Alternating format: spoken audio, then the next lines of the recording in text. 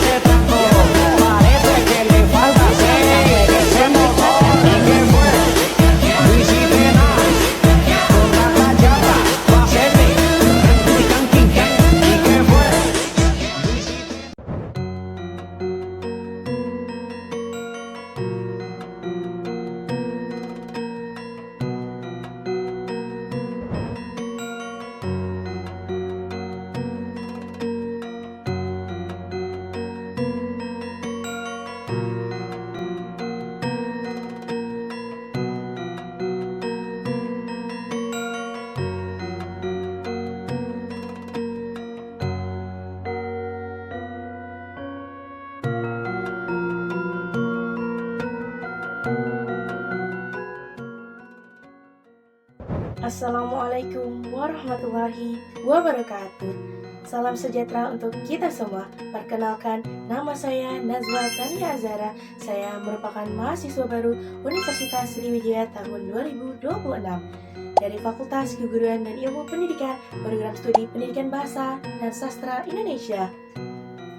Pada kesempatan kali ini, saya ingin mengikuti video challenge cerita daerah sebagai rangkaian kegiatan Camaba PBSI Universitas Sriwijaya tahun 2026. Sebelum menceritakan cerita rakyat yang akan saya bawakan, izinkan saya menyampaikan sebuah pantun pada perkenalan. Kain tenun indah warnanya, dipakai daerah elok rupanya. Cakep. Kita kaya akan budaya. Cakep. Inilah cerita dari daerah asalnya. Sebelum mulai bercerita, saya ingin menyampaikan sedikit mengenai cerita yang akan saya bawakan.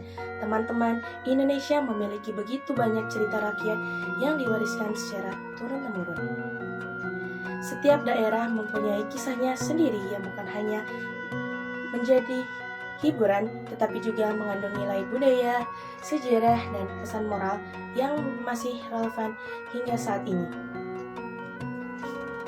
Sebagai putri dari daerah Sumatera Selatan, saya memilih menceritakan legenda Pulau Kemarau. Pulau Kemarau merupakan sebuah pulau kecil yang berada di tengah aliran Sungai Musi. Pulau ini memiliki keunikan karena meskipun permukaan air Sungai Musi sedang pasang, pulau tersebut tetap tampak dan tidak pernah tenggelam. Oleh sebab itulah masyarakat mengenalnya dengan nama Pulau Kemarau, yang dalam bahasa setempat dihubungkan dengan keadaan pulau yang tetap kering atau tidak terendam air.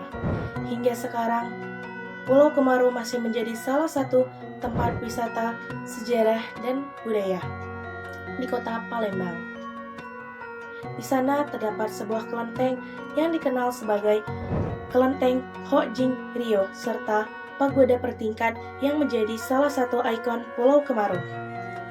Setiap tahun, terutama saat perayaan Cap Gomeh, pulau ini ramai dikunjungi masyarakat dari berbagai daerah.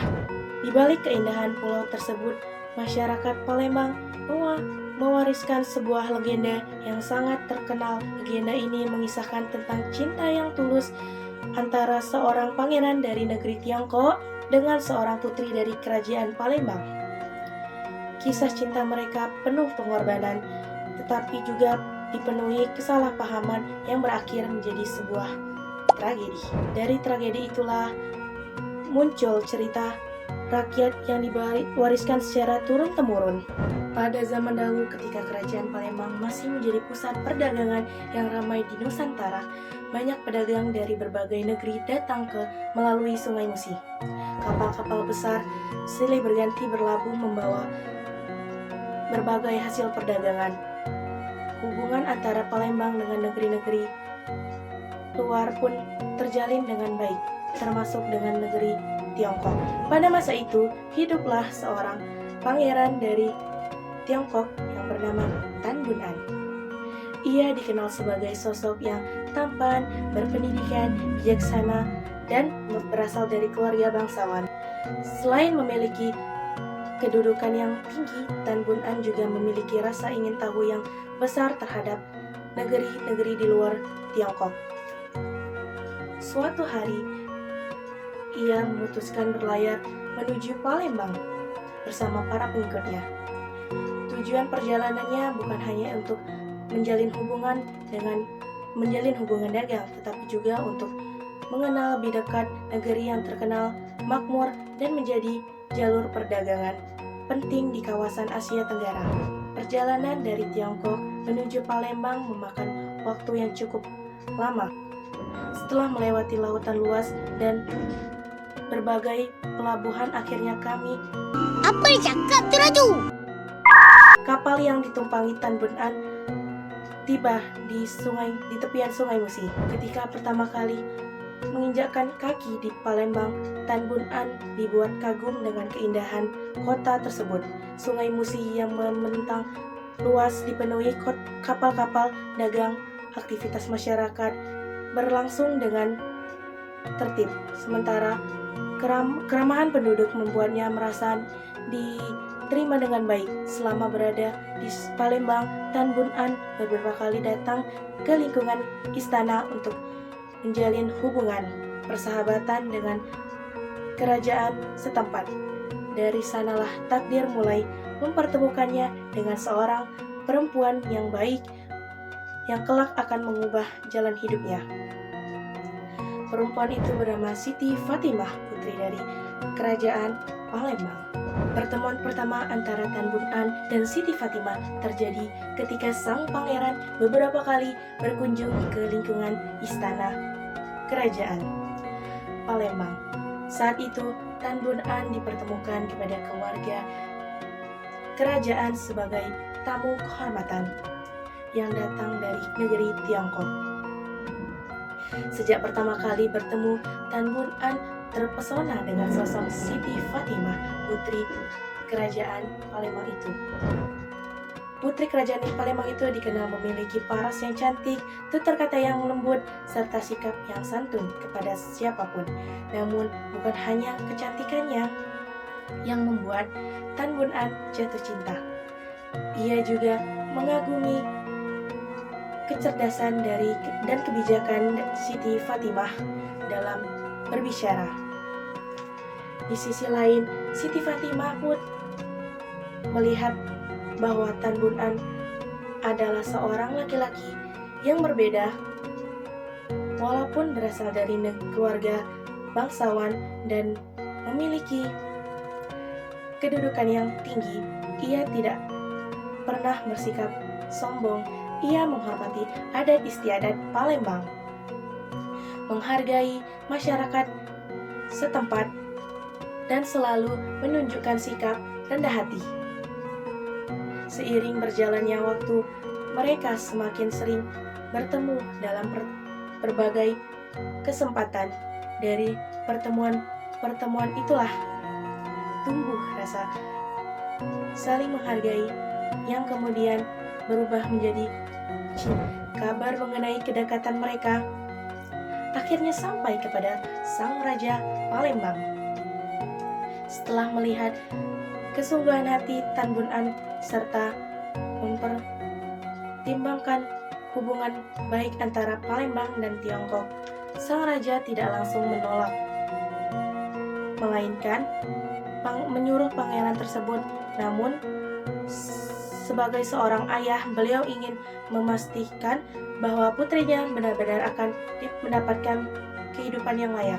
Tan Bun An kemudian menghadap Raja Palembang dan menyampaikan niatnya secara baik-baik.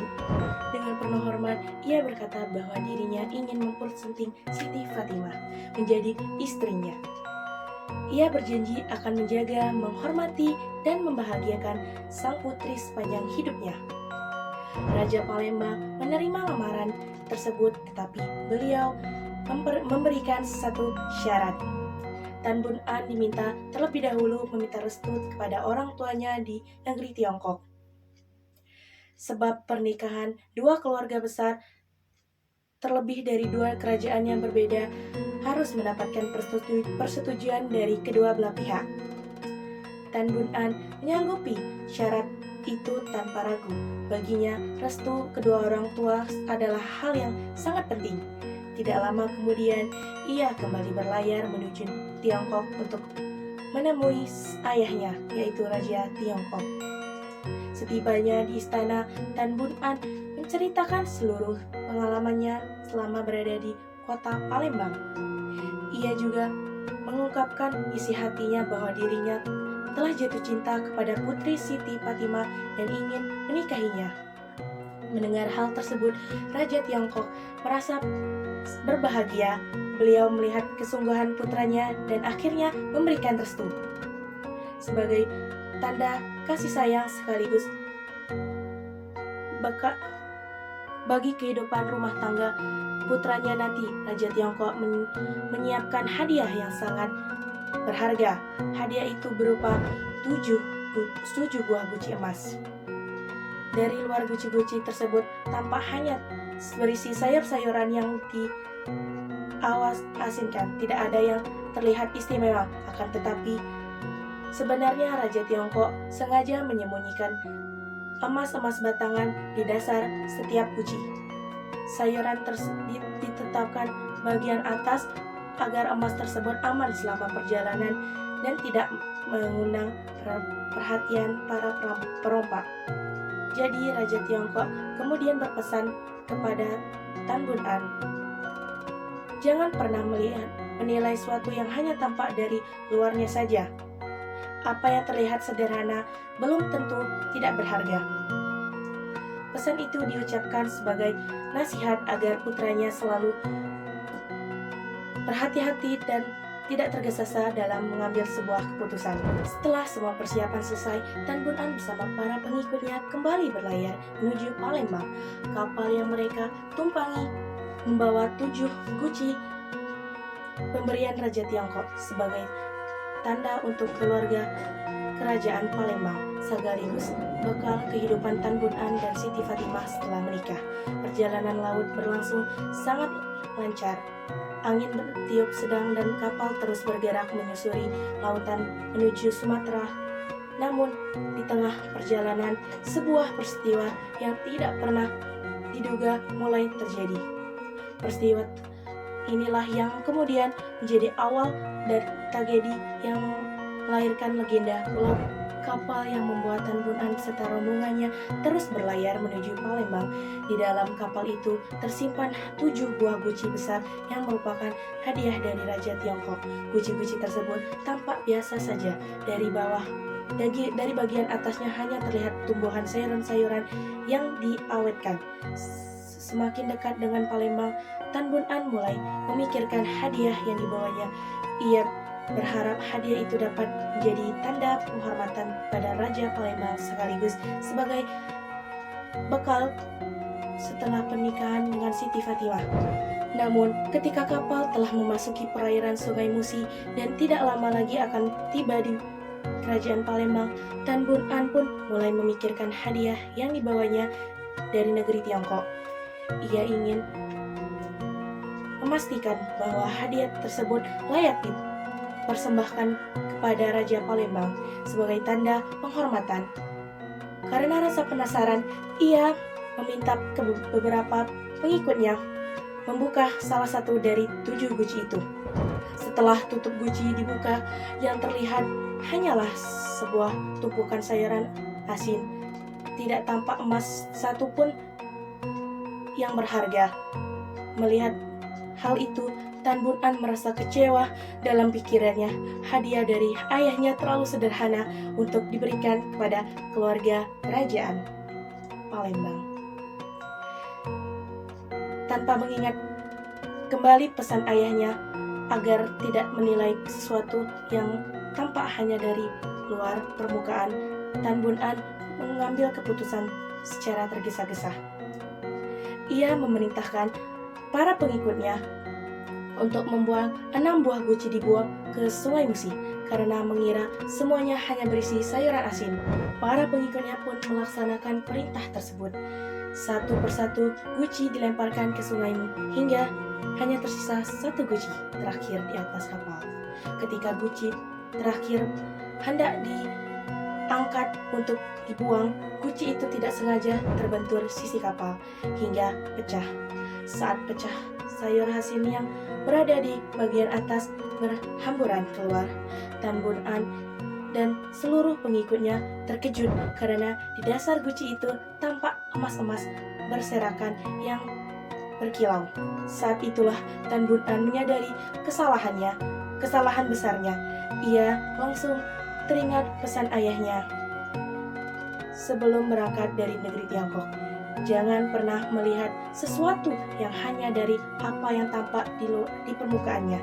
Ternyata sayur asin tersebut dilakukan bagian atas untuk menyembunyikan emas agar aman selama perjalanan dari incaran para perompak.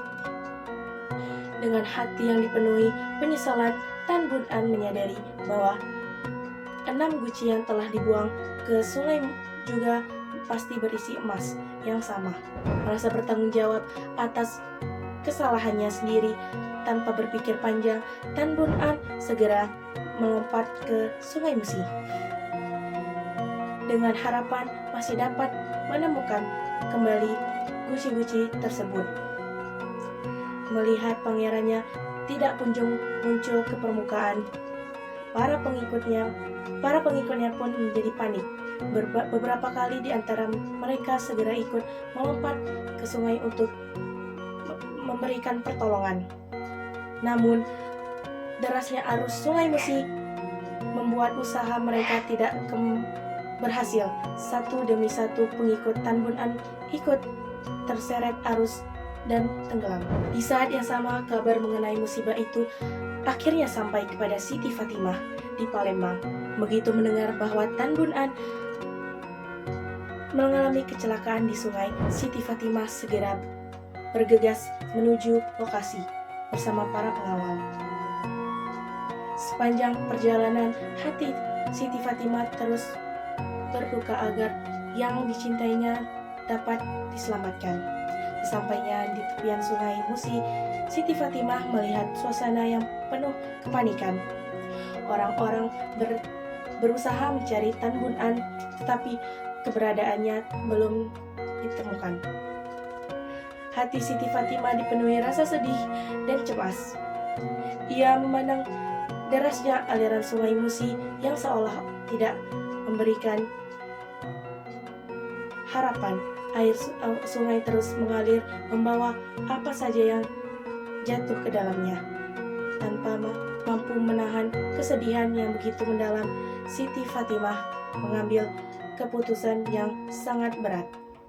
Dengan penuh keyakinan dan rasa cinta kepada Tan Bun An, ia mengucapkan kata-kata yang hingga kini masih dikenal dalam cerita rakyat Palembang. Kalau memang Tan Bun An tidak lagi berada di dunia ini, maka izinkanlah aku menyusulnya.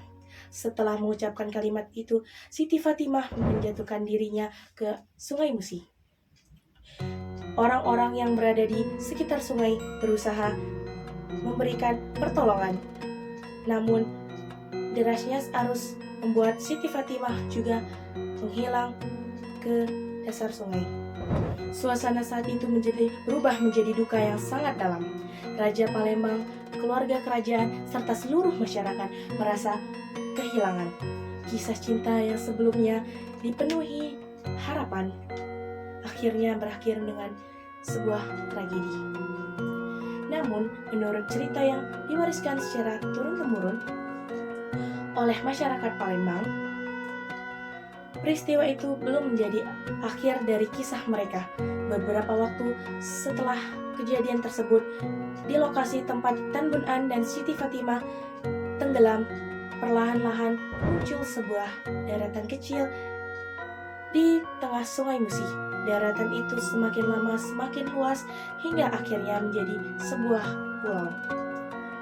Masyarakat percaya bahwa pulau itulah yang kemudian dikenal dengan nama Pulau Kemaru. Sejak saat itulah masyarakat Palembang meyakini bahwa daratan kecil yang muncul di tengah Sungai Musi merupakan asal mula Pulau Kemaru. Pulau tersebut tetap terlihat meskipun permukaan air Sungai Musi sedang pasang. Karena keunikannya itu, masyarakat kemudian menamainya Pulau Kemaru. Legenda ini terus diceritakan dari satu generasi ke generasi berikutnya sebagai bagian dari kekayaan budaya masyarakat di Sumatera Selatan. Walaupun kisah ini merupakan cerita rakyat yang diwariskan secara lisan, keberadaan Pulau Kemaru sendiri benar-benar ada dan hingga sekarang menjadi salah satu ikon wisata sejarah dan budaya di kota Palembang. Di Pulau Kemaru terdapat sebuah kelenteng Hok Jing Ryu yang telah berdiri sejak lama dan menjadi tempat beribadah umat Konghucu serta masyarakat Tionghoa.